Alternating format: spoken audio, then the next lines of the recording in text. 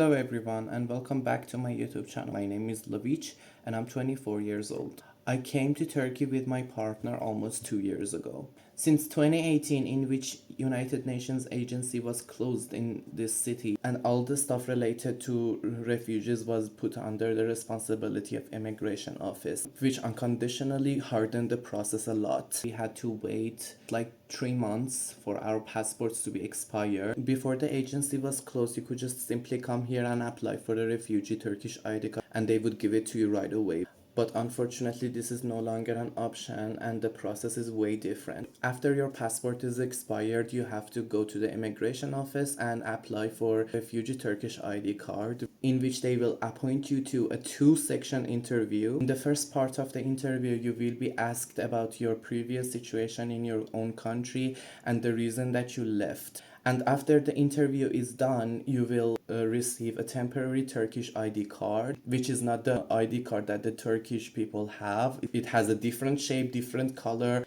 It has different information on it. And in the second interview, they will determine if you're eligible for resettlement for the third country. The second interview takes a long time to happen. But right now, there is a mass deportation of refugees taking place in Turkey. No matter where are you from, no matter your sexual orientation, they are deporting a lot of people. Also people that they have been here for almost 12 years and they got rejected by the immigration office. We don't know the reason why.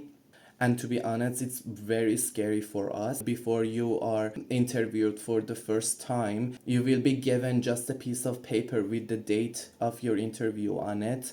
And it's super stressful to go out like that because your passport is expired. And if you happen to be checked by police officers in the streets, it's very likely for them to arrest you because you're living here with the expired passport. So it's super stressful. Personally, for me, it was like not going out for almost a year because I was so scared of getting checked by the police. You know, the people in immigration office are completely aware of this situation and they know that this might happen to you. But I don't know if there's something that they can do about it, but they don't want to, or simply that they just can't do anything. But yeah, this is the only way that you have to keep up with it, and there's nothing you can do about it. Personally, for me and my partner, we are waiting for the second part of our interview and we don't know what's gonna happen. Some of my friends got interviewed and unfortunately they were rejected, and they're trying their best to appeal for this matter with the court. We don't know what's gonna happen to them, but all of us are upset. Honestly, I wish there was something we could do for the people to hear our voice, to acknowledge our pain and the struggles and the sufferings we have to go through each day under these policies. But this is like the beginning of your problems when you come here as an LGBT refugee.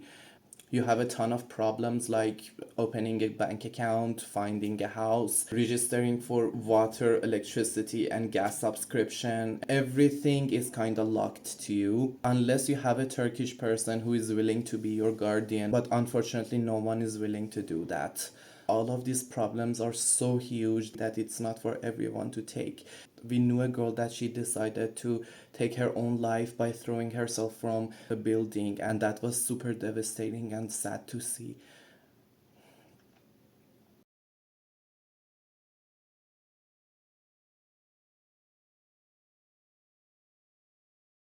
The overall life of being a refugee in this country is pretty miserable, and you have to go through a lot of stuff to be able to live. You know, we escaped our country to have a better life, but this is not at all what we imagine it to be. I will definitely record more videos about the specific challenges we have to face in this country just to be able to live, and wait for the second resettlement, which is done by United Nations. You know, the prices are pretty high and it's getting more expensive each day, and you have to have a permit to be able to work as a refugee, and not all the people are willing to do that for you. If you cannot find yourself a working permission, the only way for you to do that as a refugee is to work secretly, in which unfortunately I know a lot of people who are obligated to do this because we have to eat and we have to live somewhere. We cannot just live in the streets. honestly, it's super stressful because the moment that they find out that you are working without a working permission, they will arrest you, detain you, and send you to refugee camps, or in the worst scenario, they will deport you back to Iran or the country that you came from.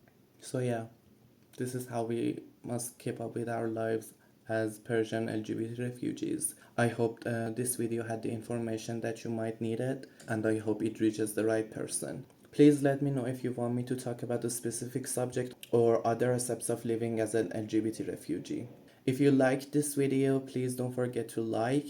If you had similar experiences or you know someone who might have one, please let me know in the comments. And don't forget to subscribe. See you next time.